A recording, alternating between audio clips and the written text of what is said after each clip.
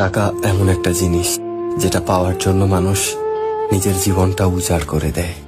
মানুষ বলে যে টাকায় সবকিছু হয় না, কিন্তু সত্যি তো এটাই যে বর্তমানে টাকা ছাড়া মানুষের কোনো অস্তিত্ব নেই।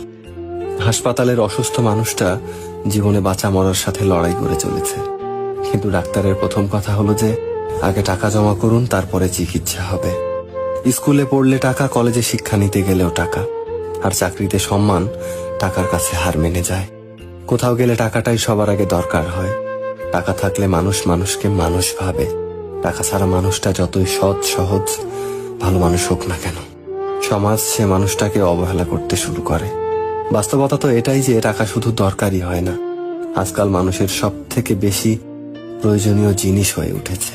টাকা আছে সেই ঠিক, সেই সব থেকে সম্মানী ব্যক্তি এবং সম্মানের যোগ্য। আর যার কাছে টাকা নেই, তার সত্যিগুলোকেও খুব সহজে মিথ্যে বানিয়ে দেওয়া যায়।